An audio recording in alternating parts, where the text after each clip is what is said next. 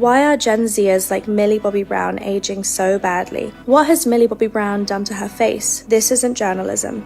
This is bullying. On this channel, I dissect faces not to bully and criticize, but rather to educate the masses on what is achievable with today's procedures and technologies. I think that everyone deserves to have the information and access to the same things available to celebrities. Well, here's my attempt at educating the masses about Millie's beautiful face. In 2020, at the age of 16, you can see that Millie has very proportional horizontal thirds of her face. She has full eyebrows, supratarsal show, and infrabrow fullness. And she has strong upper and lower jaw structure. Her lips appear full, she has a short philtrum, and she has upper tooth show when she parts her lips and smiles. In 2023, at the age of 19, Millie has an M-shaped hairline.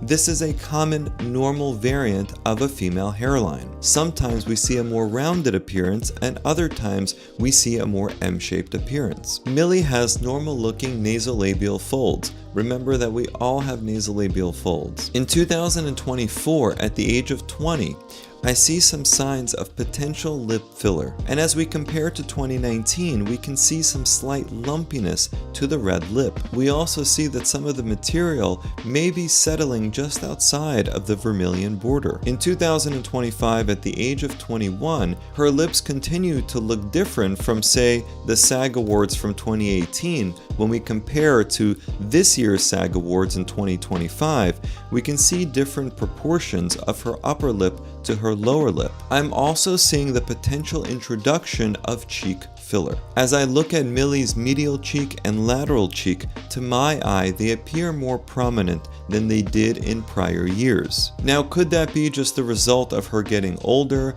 or maybe some weight fluctuation? Of course that's possible, but it could also be the introduction of filler in that area. But I want people to know how our faces are structured, how they change over time, and what options people have to look and feel their best. And if spreading that knowledge means covering some celebrities and discussing what may have happened, I will continue to do just that. But let's also continue to support Millie in her personal aesthetic journey, whether she does or does not do any procedures.